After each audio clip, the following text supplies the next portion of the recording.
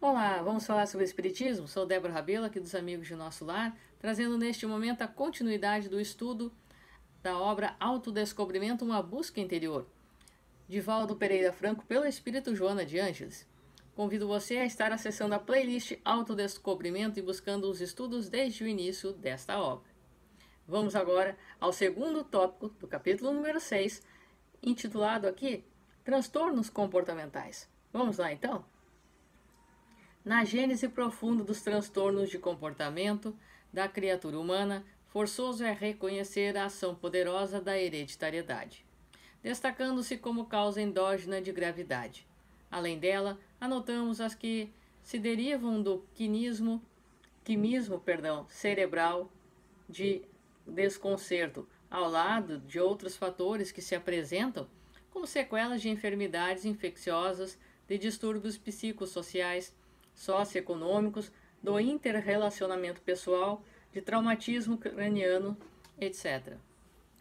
Certamente todos eles encontram como princípio na fragilidade da personalidade que se desarmoniza, cedendo espaço mental a fixações negativas, obsessivo-compulsivas, fóbicas, depressivas, que se manifestam em formas neuróticas e psiconeuróticas. Aprofundando, porém, a sonda da pesquisa no ser, vê-lo-emos enfraquecido pelos efeitos da conduta ancestral reprochável, quando das experiências evolutivas em reencarnações passadas. O trânsito pelas vias do progresso, onde ele evolui passando do instinto à razão e desta à intuição é largo, decorrendo cada etapa dos logros da anterior, em que armazena conhecimentos e sentimentos, os quais contribuem para a marcha ascensional, ao mesmo tempo desenvolvendo-lhes as aptidões que dormem latentes no mundo íntimo. Fadada à perfeição, na consciência está impresso o código dos deveres que lhe devem as diretrizes de comportamento. Violadas essas linhas éticas, automatismos de consciência ultrajada impõe-lhe ressarcimento do que esbanjou, recuperação do patrimônio moral mal baratado, recomeço da atividade que necessita de reeducação. Então aqui Joana vem nos dizendo que nós muitas vezes temos as nossas atitudes que derivam em desarmonias no nosso comportamento, partindo do nosso espírito que muitas vezes enfrenta situações não sabendo como se desvencilhar dos traumas, tristezas, das consequências negativas que elas causam em nós. Porque as positivas, elas nos auxiliam a evoluir, a crescermos e a progredirmos neste sentido. Mas as negativas, muitas vezes guardadas, não trabalhadas, acabam eclodindo mais cedo ou mais tarde em atitudes enfermiças para todos nós. Continuemos então. É natural que o processo de reencarnação nos genes e cromossomas, as matrizes fixadoras das necessidades de reparação da criatura, renascendo em clãs que lhe propiciarão, pelo mapa genético, os recursos orgânicos para o desiderato, o perispírito modela o organismo de que o espírito tem necessidade, equipando-o com os neurotransmissores cerebrais capazes de refletir os fenômenos resgate indispensáveis para o equilíbrio. Dessa forma, cada ser em desenvolvimento na Terra possui o corpo que lhe é necessário para a evolução. A maneira como se conduza, exceção feita nos processos psiconeuróticos graves, quais o autismo, a esquizofrenia e outros equivalentes, responderá pela recuperação da saúde mental, ou permanência na alienação ou agravamento da mazela. Nunca se deve esquecer que qualquer indivíduo incurso em transtornos psíquicos de comportamento, como ocorre em outras problemáticas geradoras de sofrimentos, é o devedor em processo de resgate. É consciência culpada que busca tranquilidade. Para serem bem-sucedidos, os mecanismos terapêuticos deverão alcançar o real espiritual, propondo-lhe mudança de atitude interior e conduta mental. Desse modo, renovando-se, dispondo-se ao prosseguimento de uma existência útil.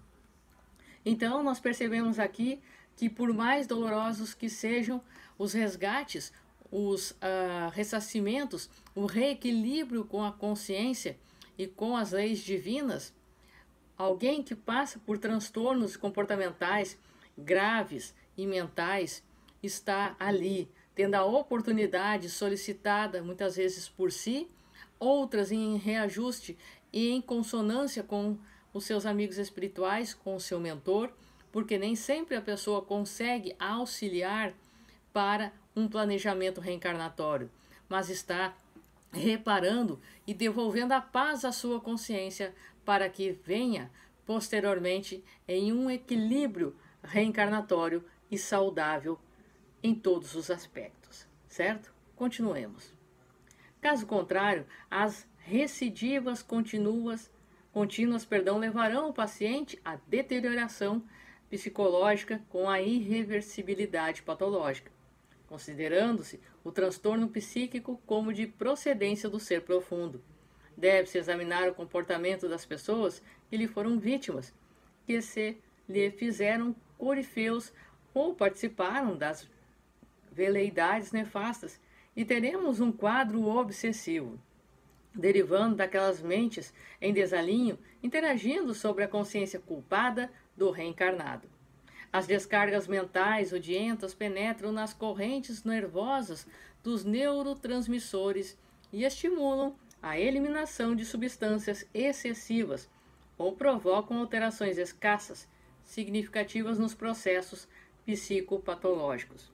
Além disso, nos momentos de parcial desprendimento pelo sono, o enfermo subtenda-se o devedor, reencontra suas vítimas, seus comparsas e foge para o corpo, transformando as lembranças infelizes em expressões de pavor, que transfere para os estados de agorafobia, de compulsão obsessiva e outros.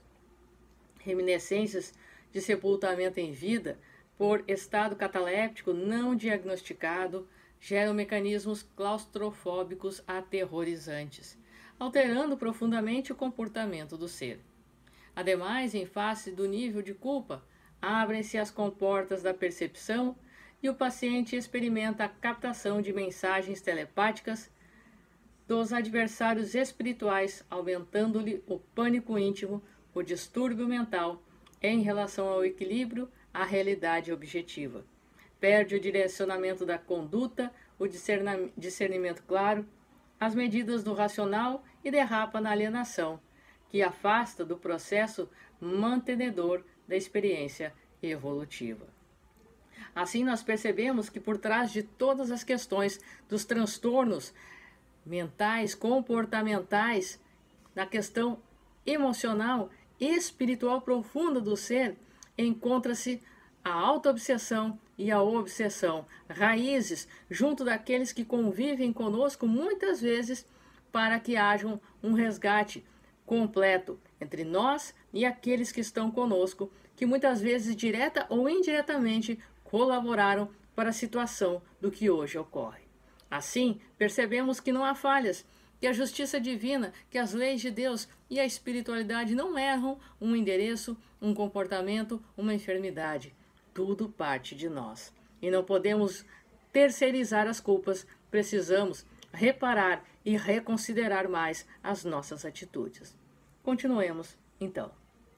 Sem desconsiderar as causas geradoras dos transtornos comportamentais tradicionalmente adotadas pelas ciências psíquicas, não se podem descartar as de natureza espiritual, que existem no paciente por imposição do fenômeno da reencarnação, como dos espíritos desencarnados que se lhe vinculam através da sintonia vibratória, que decorre dos processos de desvario cometidos entre eles.